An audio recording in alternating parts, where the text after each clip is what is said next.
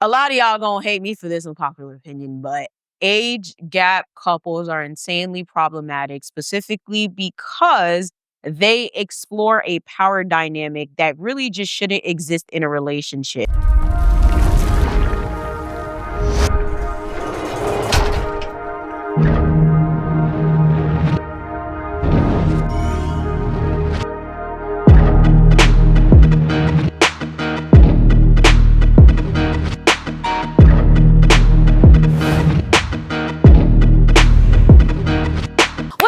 What up, everybody? I am the Mademoiselle, and this is my channel. And as you guys can tell, we're going to be doing an unpopular opinions video. I don't remember the last time I did one of these, and I'm a little nervous. It's just crazy because, like, I said what I said, I meant what I said, and I say it again. But it's funny because every time I make these videos, I lose subscribers. I get DMs, I get emails, and it's like, why do you think I give a fuck about what you talk about right now? If you don't like what I said, if you have some sort of grievances, this is not it, y'all. Okay? Like, what am I supposed to do about that? Like, so let me just say right now, you're gonna be offended, but you're gonna be right back. But of course, before we get into that, make sure you guys like, share, and subscribe. Too many of y'all not liking, y'all not subscribing, y'all not commenting, y'all not doing shit. I'm just out here dancing like a monkey, like I'm a slave, doing shit for free.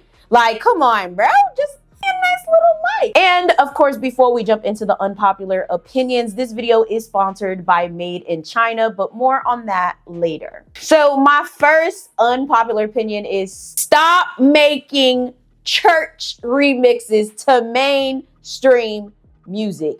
Nothing bothers me more than going on someone's story or going through someone's timeline and I see a They Not Like Us Jesus remix. Now, granted, some of these are actually really good and I'll probably like them just to support and stuff, but it's like, it comes to a point where it's like, can we just stick to like the songs of said faith without making them mainstream, especially when we're always sitting here saying that this music is secular and demonic and problematic? Just changing a few words does not make it a Christian song. I'm sorry, it doesn't. The essence of the song is still there, but most importantly, for those of you guys who believe in the power of demon and secular music, the beat is still the same. So unless you sit there and you deconstruct the entire beat, then the demonic properties are still there. Y'all need to understand how earworms work, right? How demonic notes play a factor in music, like the rhythm, the way the music is composed and all of that has a lot to do with the spiritual energy of the song. So you sitting there and just putting,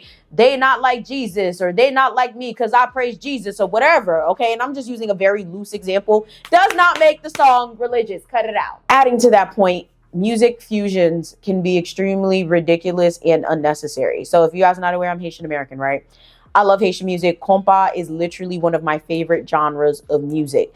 And lately, there's been a lot of these fusions coming out, right? So you have like techno, rabodai, techno, racine. Now I'm hearing there's country compa. Stop it. Compa is good by its fucking self. Now, I love seeing like the Hispanic, Haitian type of fusions. Those always sound great. I love that trap. I'm so ATL compa remix. That shit eats, all right? When it comes to hip hop, when it comes to Hispanic music, those always mesh very well with compa. But there's some things that are just insanely unnecessary, and we do not need no fucking techno Haitian music. We do not need country Haitian music. Now y'all just doing too much. Let songs be songs, okay? And this is the same across the board with any music genre. Like, let the music be great on its own. Stop trying to mix and do shit just to be different. Like, nobody asked for that. Having kids is not and should not be a life goal for everyone. It's very unfortunate that there will be people that get married without the intention of having kids and they're looked down upon because they refuse to have kids for many different reasons that a lot of people don't know, but they don't care to ask. They just be like, oh, when are you gonna have kids? Why don't you have kids? Oh my God, it's a shame you don't have kids. Like, that's absolutely insane to me because not everybody needs to be a parent, especially when they don't have the finances or the mental or emotional capacity to do so. I can't tell you how many people have came to me and my man talking about, oh, when are you guys gonna have kids? It's like, when we get married, and it's like, oh, okay. Like, but you know, you don't need to be married. Nah, fuck that. I'm extremely traditional. Like, me and my man were raised a specific way, especially when it comes to like marriage and living with each other and stuff like that. Like, he has his own space. I have my own space until we're at least engaged. Like, but that's probably like, I mean, that's a Haitian thing. Like most of the time, most Haitians don't even move out until they're married. We both moved out just because like, I feel like if you're going to be planning for forever, it's nice to have your own space beforehand, because what I've seen, especially with a lot of my friends that were married early, is that they go from their parents' house to then living with a man and all hell breaks loose. All shits fall apart because you never had your own space. You never had to be independent, and it becomes a problem because then you end up dependent on that partner, or you end up just thinking like shit is going to resolve itself because you're so used to being with your parents and your parents taking care of everything.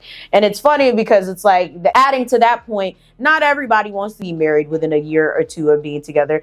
A lot of people always asking, oh my God, when y'all gonna get married? Are you guys married yet? If you guys follow my personal channel, and no, okay, maybe not my personal channel. If you guys, actually, yeah, if you guys follow my personal channel, my Patreon, you would know I'm not married yet. That's all I'm gonna say. Like, with all the shit that I have going on, I just don't see the point. Like, I don't believe in doing things when it's not the right time just to appease people. So mind your fucking business. Thank you. If you follow me, like, for real though, like, you would understand. Like, with all the shit that I have going on, where am I planning a wedding at? Where am I, like, being pregnant with all this shit, like, bugging? Like, my uncle and my dad are in the hospital at the same time. Like, they're literally in the rehab facility together across the fucking hall. Yeah, no. And I understand I shouldn't be putting my life on hold for certain people and certain things, but it comes to a point where it's just like, you have to be realistic. And I don't want to be like any of my other friends and family that I see in a marriage, in a relationship, having kids or whatever.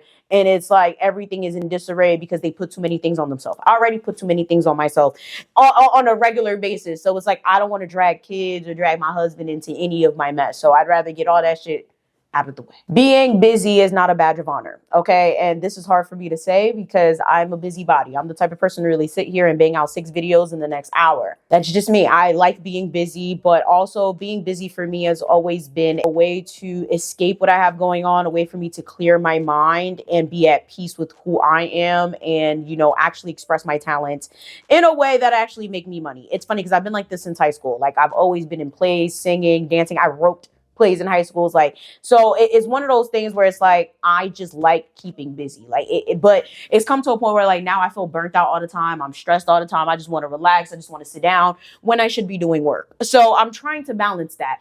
And I'm just saying, like, busy is not a badge of honor for the people that are just like me or headed towards me. Trust me, it is okay to sit down and relax. Literally, I had to go to therapy to learn that one. Isn't that sad? You do not need to monetize every hobby. Literally, I sing, write, dance, draw. Only thing I don't do is play an instrument.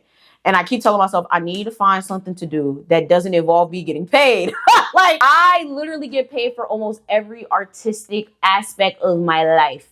But I was like, you know what? I'm going to start drawing and painting again because I know I'm not about to be out here selling paintings. That's just absolutely insane. So I think I'm going to get right back into art. Now, the reason I say that, you know, not everything needs to be monetized is eventually it gets so you start doing things for monetization purposes and it's not fun anymore. YouTube is a big example of that. I started doing YouTube as a way to express myself, as a way to release stress, but most importantly, it was supposed to be a resume booster. Eventually became my full-time job. And sometimes it's not fucking fun. Sometimes I look at a camera and I'm like, oh my God, this is so irritating. Like, I don't care. But I try to make sure I film videos that I enjoy. I make sure that I talk about topics that I genuinely want to talk about, because if not, if it's just something I'm doing to do, I genuinely get annoyed and I don't want to do it anymore. So yeah, not every hobby has to be a job. Keep it as a hobby if you want to be happy doing it. Cheating is a choice. It is not a mistake. I'm very sick of tired of people like, oh, well, men make mistakes. All men cheat. It's okay. It's okay. She wasn't being a whore. It was a mistake on her and it'll never happen again. Cheating is a choice, especially if we're talking about fucking another person. A kiss could be an accident. But when we're talking about, well, y'all understand what I'm talking about. Like, it comes to a point where it's like, you telling me you sat down, flirted with this person, let them foreplay you, you foreplayed them, they put their stuff inside you, you put their stuff inside them, you had a whole session for at least 15, 20, 30 minutes to an hour, maybe the whole night, and you have the nerve, all audacity to say the shit was an accident when you could have stopped at any given time. Stop letting society bait you into thinking that you're wrong for being mad, okay, rightfully mad at a spouse for literally being a fucking dog. Okay, that is not a mistake. That is a choice. Stop letting niggas cheat on you. Stop letting bitches play you. Stop letting motherfuckers act like what they did was a mistake when it was a choice and they're expecting you to be a dummy to take them back so they can do it again. Cheating is a choice. You can outgrow your childhood friends and that's okay. Honestly, in many ways, you probably should.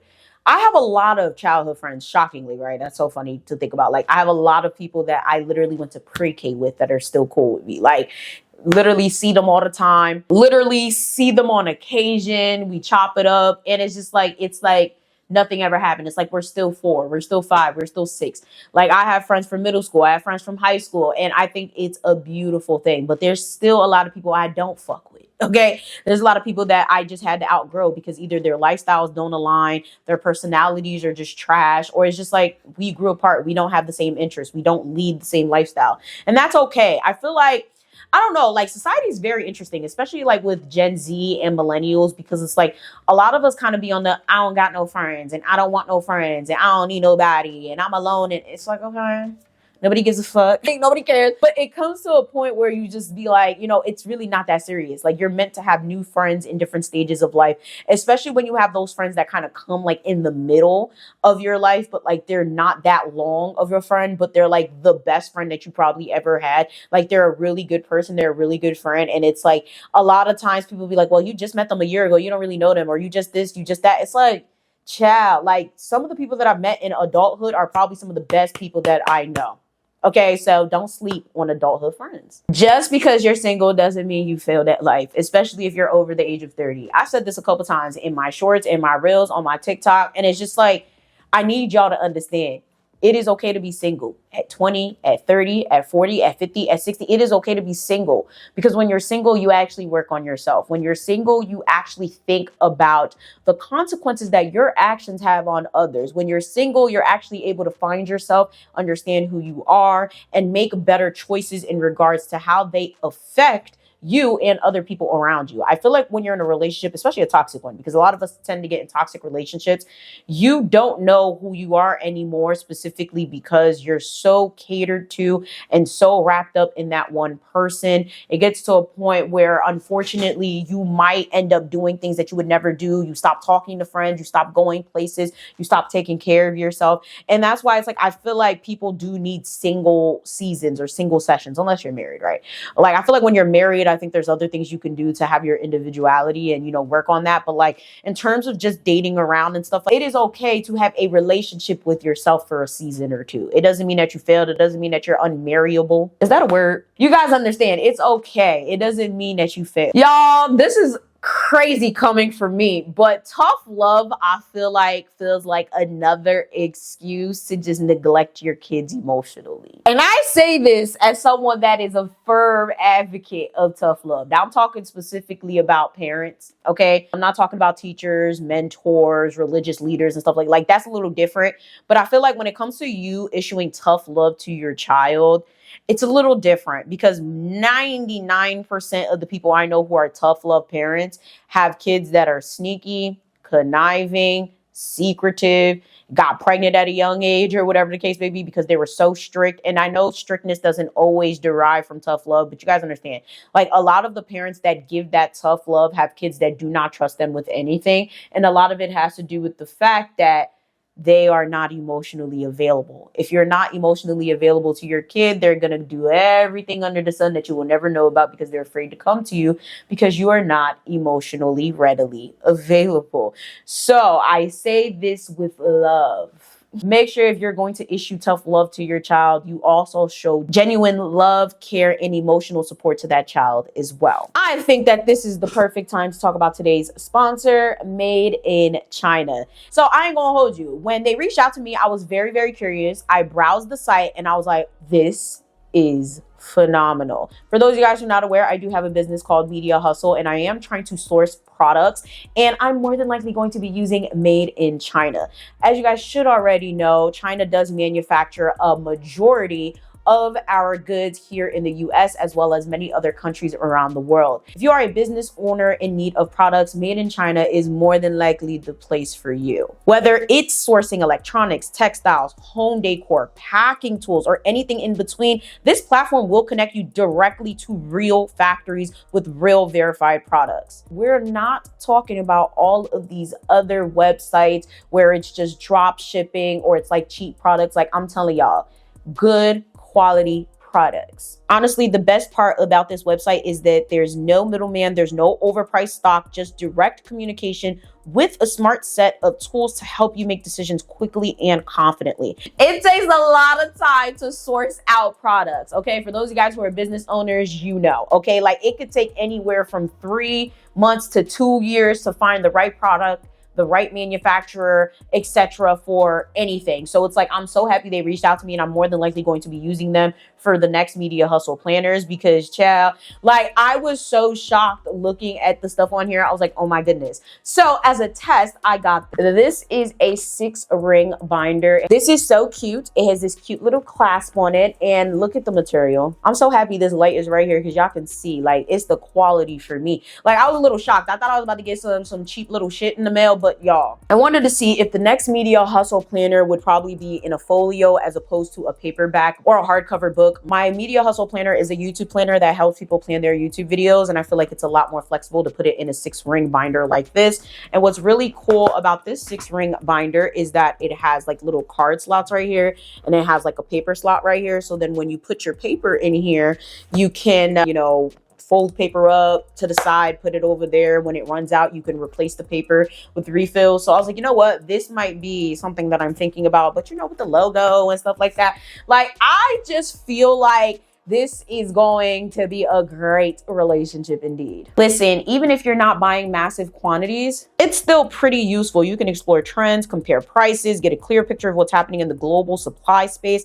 And if you haven't checked it out yet, I highly recommend taking a few minutes to explore Made in China. And of course, I will link everything down below. Listen, you ain't got nothing to lose. It's free to register, easy to use, and it is packed with features that can genuinely help your business, whether you're a small business just starting out or an established business that wants to find a new supplier or a manufacturer. With that being said, let's get back into the unpopular opinions. A lot of y'all gonna hate me for this unpopular opinion, but age gap couples are insanely problematic, specifically because they explore a power dynamic that really just shouldn't exist in a relationship. Now, let me just highlight, anything over 10 years is too much. And a lot of people might be like, wait, 10 years is already too fucking much. I feel like a 35-year-old and a 45-year-old, that's really not that big of a deal. But when we talk about like a 25-year-old with a 35-year-old, well, we're treading into different waters. I feel like it really depends on that age group. And it really depends on the people, but it also really depends on the dynamic there. Like if it's like you're a 26-year-old and you're trying to date your 42-year-old boss, it's like, come on, you know? Or like, you know, you're 58 and you're preying on your 36-year-old coworkers. And like, it comes to a point where it's like you're treading into murky water. And it's funny because 90%, yeah, I'll say maybe 80 to 90% of the toxic couples that I know of in my personal life are in age gap relationships. And it's funny because I didn't notice that until I sat down and read my notes for this video. And I'm like, wow, that's absolutely crazy. Like a lot of them, it's like they're 15 years older, 15 years younger, 20 years apart. And I'm just like, a part of the reason you guys are having problems is because you guys are literally like a whole fucking generation apart. Like, and I know with a lot of people, it works out. Okay, it works out. There's nothing wrong with it if it works out for you. But for the people that it's not working out for, I'm telling you right now, 9 times out of 10 is because of your age. You may think you're mature. You may think that, you know, whatever, you've gone past this and you've done that and you're grown. That's cool. That's cute, whatever. But what you need to understand is age plays a huge factor in a lot of different things in a relationship. But unfortunately, with a lot of people who are in age gap relationships, a lot of them are so hung up on the fact that they're in an age gap relationship that like it kind of supersedes everything else, that they don't think about like why their age might be affecting their problems, if that makes sense. Like I had a situation years ago with someone that was like maybe 7 or 8 years older than me. And it's like everything became, oh, well, we're in an age gap relationship and I'm nervous about this. It was so fucking annoying. Like it really was. And it was like, yeah, a lot of our problems are because and stem from this whole age gap thing. So I had to end that shit. Nobody got time for that. Like, nobody got time for that. We're still like, okay. Like when I see him, I'm like, well, I haven't seen him in like, wow, I haven't seen him since probably we broke up. But like on Facebook, like we interact like, hey, how are you? How's your kids? How's your wife? If he still has the wife, because it doesn't look like he does. That's not the point. It's just like, you got to be careful, okay? If that person is like light years younger, light years older, you need to be careful because first of all, it's a red flag that you can't get anyone your age. So what I said, it's also not a flex, okay? It's not a flex at all. It's not the flex that a lot of y'all think it is, but yeah. I said what I said. Oat milk tastes like cardboard. I hate oat milk so bad, and it pisses me off because it smells so nice. It smells so inviting. And then, oh, web I got a lot, and it goes because it's so freaking nasty. Like, I can't tell y'all how much I hate oat milk. Like, I hate it so much. I've tried so hard to transition. To be honest, let me just tell y'all right now, this is also an unpopular opinion. I went back to cow's milk. Yeah, on the udders, baby. I don't care. I do not like almond milk like that. Like, I used to just drink it just because, and I feel like it's because it was a trend to not drink milk. But it's funny. I became very vitamin D deficient because I really hate the sun. Like, I'm not even joking with y'all. Like, I hate the summer. I hate the sun. I hate the heat. So, yeah, it didn't help that I stopped drinking milk. When I'm telling y'all, as a kid, I used to drink a gallon of milk like every other day. Like my parents was buying milk like clockwork because that's how much I loved milk. And then when I got to college and shit, I transitioned to almond milk. My vitamin D started going down. Yeah, I could go outside, but I'm not doing that shit. I'm not about to kill myself. Okay, my ancestors went through slavery, so I didn't have to. Y'all got me fucked up. You feel me? So I'm not going outside. So yeah, I transitioned back to regular milk. However, I drink Fairlife, which has extra protein and is lactose free. But it's just like, yeah, I can't get into the oat milk. I love coconut milk, but I can't drink that by itself. I have to put it in a drink. Like, I love coconut milk in my drinks a lot. But oat milk should be criminal. It's just too thin. It's like fucking water, okay? It's like white water. Like, oof, child, the ghetto. TikTok is reshaping society, and I don't really like it. Honestly, I kid you not, I only go on TikTok for the videos that I make on this channel. I don't go on TikTok for anything else. I don't sit there scrolling on it. I rarely even interact with the videos that are automatically posted on my TL. Like, yes, everything that you see posted on my TikTok is automatic. Courtesy of Repurpose. Okay, not sponsored, by the way, but yeah, like, it's just, I can't. Like, I feel like I don't like being on an app where everything that I see, I have to double check, triple check if it's true. Like, I hate having to fact check everything. And you could say the same about every app, but not really. Like, for the most part, it's definitely known for like the whole fake news. Like, even the videos that I go and I react to, like, I'll watch like a little bit of it, but then like I like to keep the video for an organic reaction. But a lot of times I have to go and be like, all right, is this true? That's why most of the time, if you see me reacting to or adding clips, it's more of a personal story because it's like, hey, that's that person's line if they not. But when it comes to like news-based shit, I 9 times out of 10 will not source it from TikTok because it is a bed for fake news. Additionally, the attention span of people has gone down drastically because of TikTok, Reels, Shorts, and things that basically just give you information in a short amount of time. Especially as somebody that went to school for journalism, it's like, I don't like that. Like, you cannot get a full, accurate story out in 30 seconds to a minute. It's just not necessarily possible without giving all the details. Like, it's just not. Like, you have to give all the details for a piece to be a non-biased piece. And I feel like TikTok really gives people that opportunity to be extremely biased because not only are people spreading fake news, but it's like you only have but so much time to actually put a cohesive story together with details that matter. So it's going to be interesting to see what happens if it ever gets banned. Just the orange man keeps just like extending the deadline. But if it does, I mean, it's going to be interesting to see what happens. Not every podcast needs to be 2 hours long. Jesus fucking Christ. I have consultations all the time with people from my company, Media Hustle. And they're always trying to be like, yeah, you know, like, I really want to have a consultation with you to talk about my podcast. And, you know, I really want to make it longer. And the podcast is already like 58 minutes. It's like, longer, bitch, you want a 2-hour podcast? That could be 2 different episodes. Make it a part 1 and a part 2. Let's work on your end. What are we talking about? Like, why are we sitting here trying to make life hard on ourselves? Like, I'm thoroughly perplexed right now. What is it that you need to say in 2 hours? Like, and the thing is, I'm very selective, right? I'm very selective when it comes to podcasts. If you guys are not aware, my whole goal of starting this channel was to put this on my resume because my overall goal was to be a radio host. So when it came to podcasts, a lot of people thought I would shift to podcasting, which I do have a podcast, which is just like a re-upload of these videos, but I'm not going to hold you. I haven't done that shit in a minute. I haven't uploaded anything in there in a minute. And I have a whole contract with a podcast company and everything. I'm going to figure out what to do with the podcast, okay? But the problem I have with podcasts is that I don't like the way it's going. Everybody got a podcast. Everybody be saying whatever the fuck they want on these podcasts. They're not saying anything serious. A lot of people, especially men, use it as a way to be misogynistic. A lot of women just on there talking about how they fucking niggas left and right. Like, I just don't give a fuck to listen to 2 hours of that. And I know a lot of you guys are like, well, you could do better. You could. Okay, that's fine. I can. It's too much. Like, I got 3 channels. 2 of them, I'm doing pretty well. The third one is, I barely post on. So it's kind of one of those things where it's like I have to fit it into my schedule, but I also want to find a podcast concept that I actually genuinely fuck with. Something where I'm like, yes, it's time to film the podcast. You feel me? So yeah, comment down below if you have any ideas. Not all pets should sleep in the bed with you. Some animals just solid. Okay. Now you guys are probably like, wait, Sage doesn't sleep in the bed with you? Abso-fucking-lutely not. Mainly because when I first had a cat, I found out I was allergic. So, I mean, I couldn't get rid of her. So it is what it is.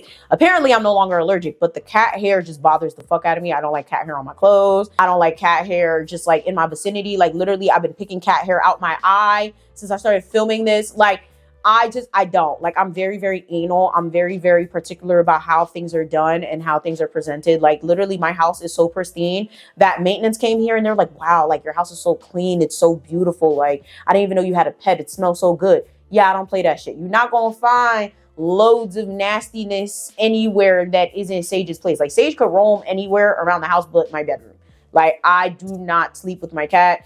Once in a while, like, I'll open the door and let her lay in my bed. But even at that, like, there's a specific spot on the bed for her to lay on. Like, I'm not playing. Like, that's just me. I don't care what you do with your pet. I don't give a fuck how you feel about what I do with my pet. But I feel like not all pets should sleep in the bed. Maybe if I had a dog, I'd sleep with the dog. But, like, y'all, I had an ex with a pit.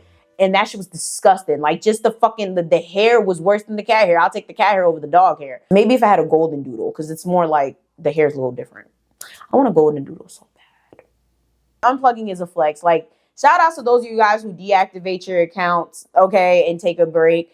I do that every so often. I probably do it like 2 or 3 times a year. I think it's phenomenal. It makes me feel great. I absolutely love it. It's weird because unplugging is very good. Okay, it is a flex. It's a good thing for you to do. However, I feel like a lot of people that feel like that they do have to unplug all day, every day, are people that genuinely have like poorly tailored timelines. But at the same time, it's like a timeline. It doesn't even matter who you follow anymore because it's like the way the algorithms on these apps are set up. It's like you see people that you don't even give a fuck about. You see people you're trying to avoid. You see people that you clearly unfollowed, and it's very irritating. So yeah, I can't blame y'all for unplugging. Like back in the day, and I think I've said it before, it's like, yeah, like you pussy, just clean your timeline. Stop following shit that makes you feel bad. But now it's to a point where it's like, bro, you try to escape it and it's still on your algorithm. Like it takes time to craft your algorithm for it to show you things that are actually going to be beneficial to you.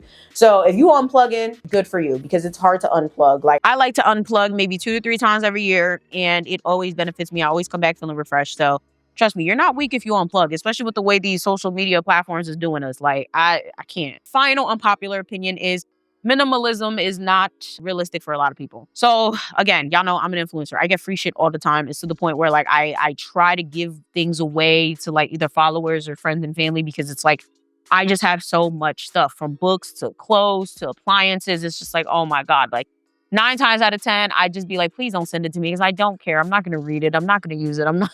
You know, so I try to like, you know, downsize on things, but I also try to like organize things in a way so like things are not taking up too much space. But the whole idea of people sitting there like, oh, you don't need 100 pairs of clothes. You don't need 100 pairs of bitch. Yes, the fuck I do. I'm also somebody that really enjoys clothes. I really enjoy fashion. I really enjoy like that side of like expression. So yeah, I have a fuck ton of clothes, especially winter clothes. Fall and winter, that is my favorite season. Comment down below, what's your favorite season? Summer, I don't have that many clothes. I'm telling you right now, like, I literally tried to get dressed this morning because I finally flipped my closet and I was just like, this all I got? Like, this is sad. Like, so I'm actually going to go out and buy some shirts. I really have no top, so I'm going to go out and buy some, like, after this video. But it's just like, yeah, like, I enjoy looking good. I enjoy taking pictures. I enjoy, you know, going out and giving a vibe. If you guys are watching this from high school, you already know. Wear heels all the time. Like, I'm always dressed to the nines. So it's just kind of weird to not be dressed to the nines. And it's hard to get dressed to the nines with like 10 outfits. Like, I'm sorry. Like, if you want to live like a cartoon character, that's you, but it ain't me. Okay. However, I understand where the idea of minimalism comes from. There's a lot of people out there that literally just are hoarding shit or borderline hoarding shit. And it's like they really don't need that stuff. Like lately, I've been going through a lot of stuff in my office as well as my bedroom and just purging things as I see fit. So yeah. Yeah, minimalism is not for everybody, but I understand a lot of us can do with a lot less stuff. That being said, make sure you guys like, share, and subscribe. Check out my sponsor, Made in China. Please go and look at my other channels, my Haitian channel, as well as my personal channel. Everything you need is going to be linked down below. Check out your merchandise, you feel me? Yeah, check out your merchandise. Bye.